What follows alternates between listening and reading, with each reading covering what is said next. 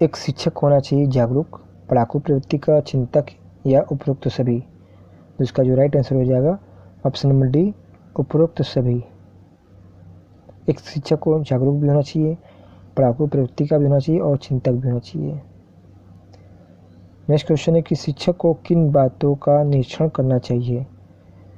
विद्यार्थियों की प्रतिदिन उपस्थिति तथा समय पर पहुंचने का निरीक्षण करना चाहिए, या छात्रों को दिए गए गृह का होमवर्क का निरीक्षण करना चाहिए, या विद्यार्थियों के लिखित कार्य का निरीक्षण करना चाहिए, या उपरोक्त सभी। तो इसका जो है सही उत्तर हो जाएगा वो होगा ऑप्शन नंबर डी, उपरोक्त सभी कार्यों का निरीक्षण शिक्षक को करना चाहिए। क्वेश्चन नंबर 68, मनुष्य में सीखने की प्रवृत्ति होती है कभी कभी, बचपन में, युवावस्था में, या यह एक सतत प्रक्रिया है? तो इसका जो सही उत्तर हो जाएगा वह होगा ऑप्शन नंबर डी, यह एक सतत प्रक्रिया। जो सीखने की प्रवृत्ति जो होती है वे हमेशा लगातार हमेशा बनी रहती है, इसलिए यह एक सतत प्रक्रिया है, ये ख़त्म होने वाली प्रक्रिया नहीं है। नेक्स्ट क्वेश्चन है कि किसी भी चीज़ को सीखने से क्या होता है? व्यवहार में परिवर्तन होता है, अत्यधिक ज्ञान प्राप्त कर लेना होता है, या नकल करना, या सीख लेना। तो किसी भी चीज़ को सीखने से जो होता है व्यवहार में परिवर्तन होता है। यदि आपसे क्वेश्चन पूछा जाए कि व्यवहार में परिवर्तन क्या कराता है, तो इसका सही उत्तर होगा सीखना। इस तरह से भी क्वेश्चन आ सकते हैं कि व्यवहार में परिवर्तन क्या कराता है, तो इसका सही उत्तर होगा सीखना, या इसे अधिगम भी कहा जाता है। क्या कहा जाता है? अधिगम। नेक्स्ट क्वेश्चन है कि किसी भी चीज़ को सीखने के लिए आवश्यक है नवीन परिस्थिति, आधुनिक उपकरण, स्कूली शिक्षा, या ज्ञान। तो किसी भी चीज़ को सीखने के लिए नवीन परिस्थितियों का होना अत्यंत आवश्यक होता है, तो इसका सही उत्तर हो जाएगा नवीन परिस्थिति। नेक्स्ट क्वेश्चन है कि मद्रास विश्वविद्यालय की स्थापना कब हुई थी? 1888 में, 1885 में, 1857 में, या 1882 में? तो इसका जो सही उत्तर हो जाएगा वो हो जाएगा 1857 में। तो मैंने बताया था 3 विश्वविद्यालय की स्थापना 1857 में हुई थी, मद्रास विश्वविद्यालय, मुंबई विश्वविद्यालय और कोलकाता विश्वविद्यालय। तीनों की स्थापना हुई थी 1857 में, और 1857 में भारत की प्रथम स्वतंत्रता क्रांति हुई थी। नेक्स्ट क्वेश्चन है कि मैसूर विश्वविद्यालय की स्थापना कब हुई थी? 1916 में, 1917 में, 1918 में, या 1920 में? तो इसका जो राइट आंसर हो जाएगा वो हो जाएगा ऑप्शन नंबर ए, 1916 में मैसूर विश्वविद्यालय की स्थापना हुई थी, और BHU की भी स्थापना 1916 में हुई थी। नेक्स्ट क्वेश्चन है कि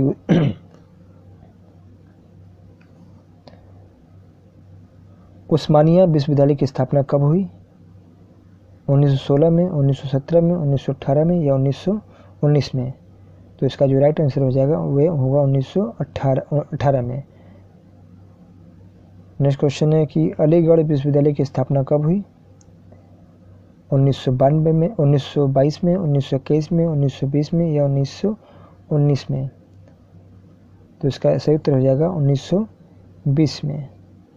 नेक्स्ट क्वेश्चन है कि किंडरगार्टन प्रणाली का जन्मदाता कौन है? स्पेंसर, पावेल, फोबेल, या प्लेटो? तो इसका जो राइट आंसर हो जाएगा किंडरगार्टन प्रणाली के जो जन्मदाता हैं वह है फोबेल। नेक्स्ट क्वेश्चन है कि किंडरगार्टन का अर्थ क्या होता है? बच्चों का बगीचा, फूलों का बाग, प्राथमिक स्कूल, या स्व क्रिया? तो इसका जो सही उत्तर हो जाएगा वह होगा ऑप्शन नंबर ए, बच्चों का बगीचा। किंडरगार्टन का अर्थ होता है बच्चों का बगीचा। नेक्स्ट क्वेश्चन है कि किंडरगार्टन शिक्षा पद्धति ध्यान देती है, किस पर ध्यान देती है? शिशु पर, बालक पर, युवा पर, पूर्ण पर? तो इसका सही उत्तर हो जाएगा शिशु पर। तो किंडरगार्टन शिक्षा पद्धति जो आधारित है वे शिशु शिक्षा पर आधारित है। नेक्स्ट क्वेश्चन है कि बाल केंद्रित शिक्षा प्रणाली में सक्रिय रहते हैं शिक्षक, छात्र, पाठ्यक्रम, या शिक्षक और छात्र दोनों?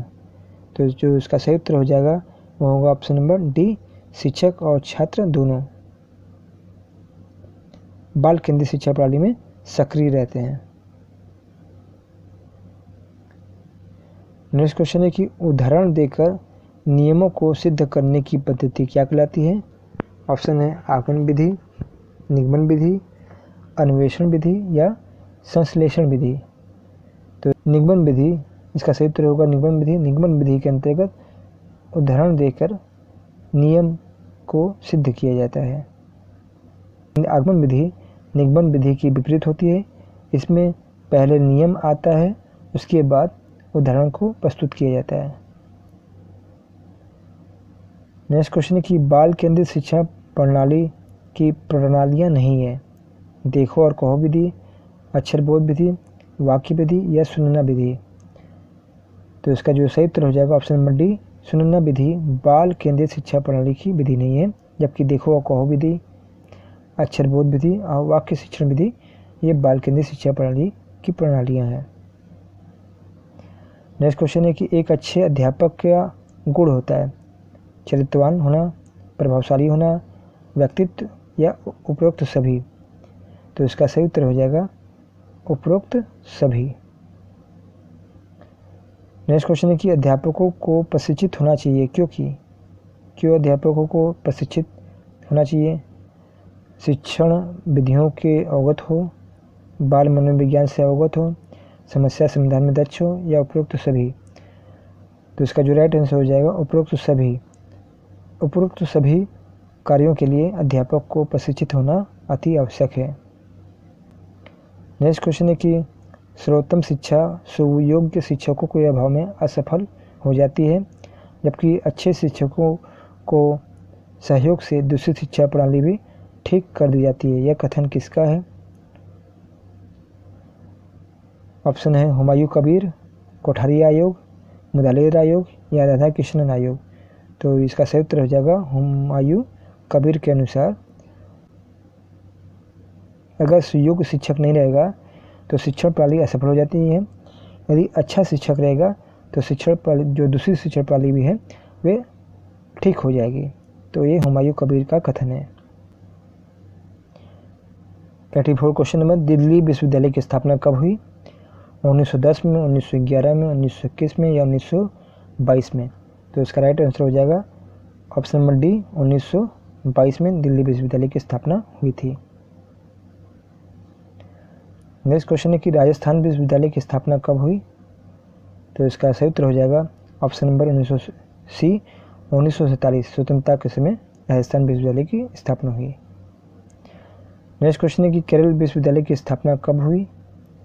तो इसकी स्थापना हुई थी वर्ष 1937 में। नेक्स्ट क्वेश्चन है कि पंजाब विश्वविद्यालय की स्थापना कब हुई। 1882 में, 1883 में, 1884 में या 1886 में। तो इसका जो सही उत्तर हो जाएगा 1882 में, option number A. Question number 88, Lucknow विश्वविद्यालय की स्थापना कब हुई। 1918 में, 1919 में, 1920 में या 1921 में। तो इसका जो सही उत्तर हो जाएगा वो हो जाएगा ऑप्शन नंबर डी, 1921 में। नेक्स्ट क्वेश्चन है कि आंध्र विश्वविद्यालय की स्थापना कब हुई। 1924 में, 1925 में, 1926 में या 1927 में। इसका जो सही उत्तर हो जाएगा वो हो जाएगा ऑप्शन नंबर सी, 1926 में। नेक्स्ट क्वेश्चन है कि मैसूर विश्वविद्यालय की स्थापना कब हुई। 1916 में, 1917 में, 1918 में या 1920 में। तो इसका सही उत्तर हो जाएगा ऑप्शन नंबर ए, 1916 में। नेक्स्ट क्वेश्चन है कि मुक्त विश्वविद्यालय की स्थापना सर्वप्रथम कहाँ हुई। यूएसए में, जर्मनी में, इंग्लैंड में या भारत में। तो इसका सही उत्तर हो जाएगा ऑप्शन इंग्लैंड में। इसकी स्थापना हुई थी इंग्लैंड में। पहला मुक्त विश्वविद्यालय की स्थापना हुई थी इंग्लैंड में। नेक्स्ट क्वेश्चन है कि राधा कृष्ण समिति या आयोग का मुख्य उद्देश्य क्या था। शिक्षा संबंधी कमियों को दूर करना, शिक्षा को सुगठित करना, शिक्षा को सुव्यवस्थित रूप देना या उपरोक्त सभी। तो इसका सही उत्तर हो जाएगा ऑप्शन नंबर डी, उपरोक्त सभी। नेक्स्ट क्वेश्चन है कि डॉक्टर लक्ष्मण स्वामी मुदालियर समिति को अन्य किस नाम से जाना जाता है। तो इसको माध्यमिक शिक्षा आयोग, मुदालियर कमीशन, उपरोक्त दोनों या उपरोक्त में से कोई नहीं। तो इसका सही उत्तर हो जाएगा ऑप्शन नंबर सी, बचपन स्वामी मुदालिर आयोग को माध्यमिक शिक्षा आयोग या मुदालिर कमीशन के नाम से जाना जाता है। क्वेश्चन नंबर 94, स्वतंत्रता प्राप्ति के पश्चात सर्वप्रथम किस समस्या पर ध्यान दिया गया? ऑप्शन है बेसिक शिक्षा पर, धर्म व्यवस्था पर, वर्ण व्यवस्था पर या उपरोक्त सभी। तो इसका सही उत्तर हो जाएगा बेसिक शिक्षा पर स्वतंत्रता के बाद सबसे अधिक ध्यान दिया गया। क्वेश्चन नंबर 95, स्वतंत्र भारत में शिक्षा का प्रमुख आधार माना गया। स्वतंत्र भारत में शिक्षा का प्रमुख आधार माना गया बेसिक शिक्षा को, माध्यमिक शिक्षा को, उच्च शिक्षा को या धार्मिक शिक्षा को। तो इसका सही उत्तर हो जाएगा ऑप्शन नंबर ए, बेसिक शिक्षा को शिक्षा का प्रमुख आधार माना गया स्वतंत्रता के समय। नेक्स्ट क्वेश्चन है कि हटोग समिति का प्रमुख सुझाव क्या था?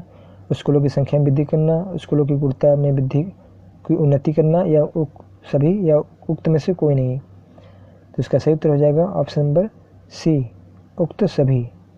ये सुझाव थे हटाग समिति का। क्वेश्चन नंबर 97, कौन सा संविधान संशोधन के बाद शिक्षा केंद्र और राज्य की जिम्मेदारी बन गई? तो संशोधन कौन सा था इसके बाद शिक्षा जो है केंद्र और राज्य की साझा जिम्मेदारी बन गई? तो इसका सही उत्तर हो जाएगा ऑप्शन है 1975 संशोधन 1976 में, संशोधन 1977 में या संशोधन 1978 में। तो इसका सही उत्तर हो जाएगा ऑप्शन नंबर बी, संशोधन 1976 के अंतर्गत शिक्षा केंद्र और राज्य की साझा जिम्मेदारी बन गई और शिक्षा को ये समवर्ती सूची में शामिल किया गया। किस सूची में शामिल किया गया? समवर्ती सूची में। कब? 1976 के संशोधन में। नेक्स्ट क्वेश्चन है 98, शिक्षा के स्वरूप गुणवत्ता के निर्धारण का दायित्व निम्नलिखित में से किसका है? केंद्र सरकार का, राज्य सरकारों का, केंद्र और राज्य सरकार दोनों का या स्थानीय प्रशासन का? तो इसका सही उत्तर हो जाएगा ऑप्शन नंबर ए, केंद्र सरकार का दायित्व है कि शिक्षा में गुणवत्ता जरूर होना चाहिए। नेक्स्ट क्वेश्चन है कि सैडलर कमीशन ने किस परिषद की स्थापना का सुझाव दिया? अंतर्राष्ट्रीय विकास परिषद का, अंतर्राष्ट्रीय विश्वविद्यालय परिषद का, अंतर्राष्ट्रीय अनुदान परिषद का या उपरोक्त सभी का? तो इसका सही उत्तर हो जाएगा ऑप्शन नंबर बी, अंतर्राष्ट्रीय विश्वविद्यालय परिषद का सुझाव दिया किसने? सैडलर कमीशन ने। लास्ट क्वेश्चन है इस सेशन का, क्वेश्चन 100, कि सैडलर कमीशन ने किस शिक्षा के पुनर्गठन का सुझाव दिया? विश्वविद्यालय शिक्षा का, प्राथमिक शिक्षा का, माध्यमिक शिक्षा का या उपरोक्त सभी का? तो सैडलर आयोग ने विश्वविद्यालय शिक्षा का, प्राथमिक शिक्षा का, माध्यमिक शिक्षा तीनों का पुनर्गठन का सुझाव दिया। तो इसका सही उत्तर हो जाएगा ऑप्शन नंबर डी, उपरोक्त सभी। तो मित्रों, यदि आपको ये सेशन पसंद आया तो चैनल को लाइक, सब्सक्राइब और शेयर जरूर करें और ऐसे ही नेक्स्ट वीडियो के लिए चैनल पर बने रहें। तब तक के लिए आप सबका धन्यवाद।